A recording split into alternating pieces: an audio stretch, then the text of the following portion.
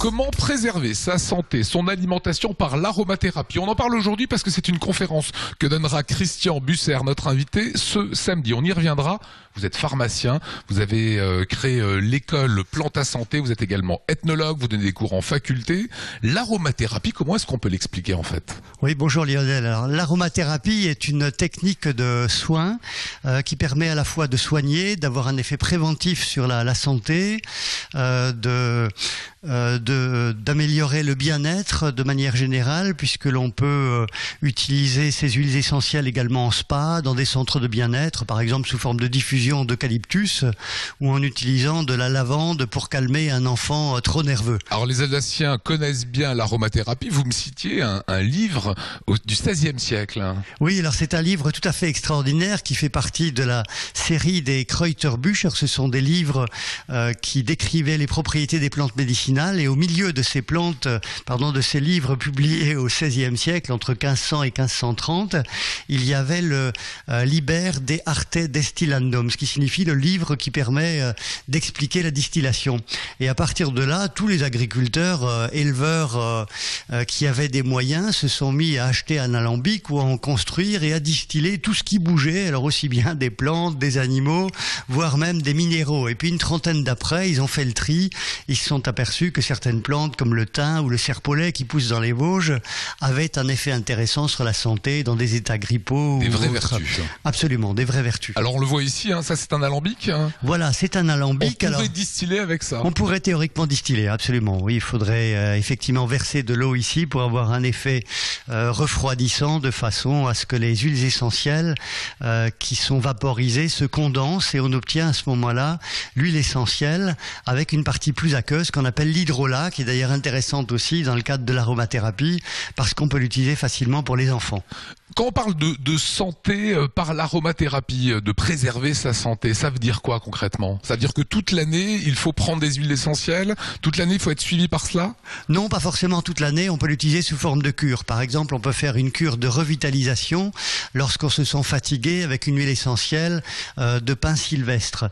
Quelqu'un qui est particulièrement abattu ou proche du burn-out pourra prendre 3 à 6 gouttes d'huile essentielle de pin sylvestre sur un comprimé neutre par voie orale, ou beaucoup plus simplement le distiller ou l'utiliser sous forme de massage. Alors dans ce cas-là, on va diluer ou faire diluer par un pharmacien l'huile essentielle de pin dans une huile adéquate, et on va s'enduire les poumons avec cette huile essentielle.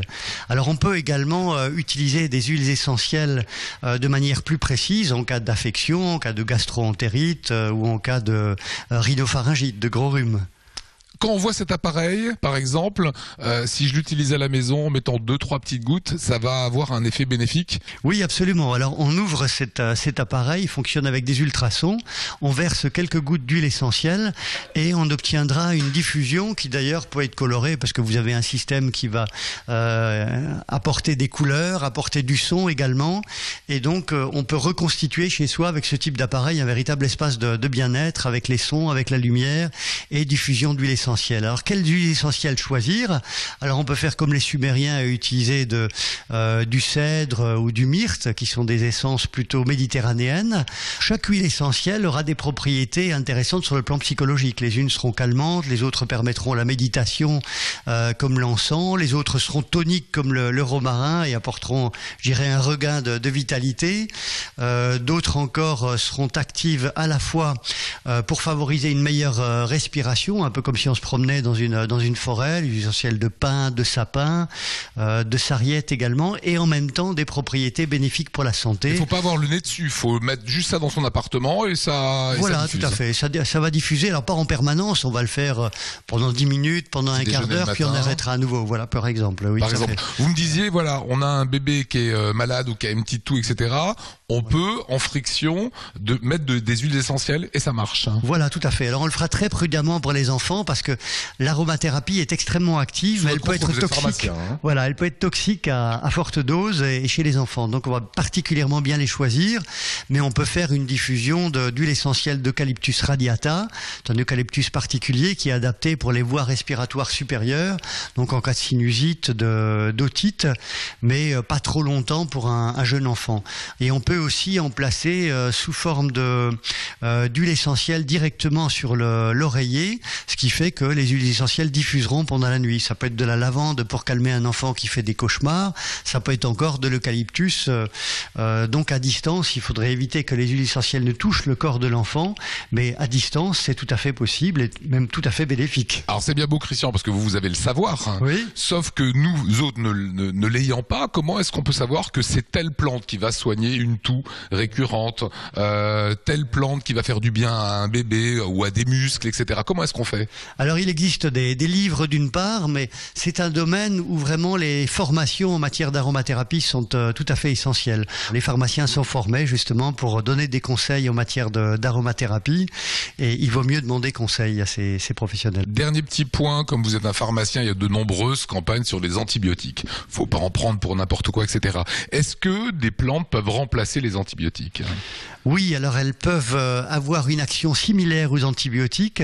Maintenant, le corps médical a l'habitude d'utiliser les antibiotiques dont on connaît parfaitement l'action sur telle ou telle bactérie, streptocoque, staphylocoque, etc. Lorsqu'on a affaire à une résistance, l'aromathérapie est tout à fait indiquée et de manière générale, on peut avoir un effet antibactérien relativement simple pour des cas de rhinopharyngite. Lorsqu'on a un enfant ou un adulte qui souffre de rhinopharyngite, un gros rhume, ou de toux récidivante, on peut tout simplement diffuser des huiles essentielles qui auront un effet protecteur, un effet antiseptique.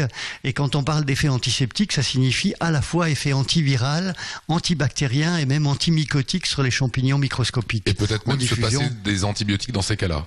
On peut s'en passer, tout à fait, oui. Un puits de savoir. Merci Christian. Je rappelle qu'avec votre épouse, En bonne santé avec les plantes des Vosges, c'est un ouvrage que vous aviez publié. Également une réédition de ce Dico Santé des plantes des Vosges, si vous voulez avoir quelques informations. Et à noter que votre épouse, en son nom, a sorti très récemment Les Fleurs de Bach. Grande conférence, ça sera donc ce samedi. Les informations s'inscrivent à présent à l'écran.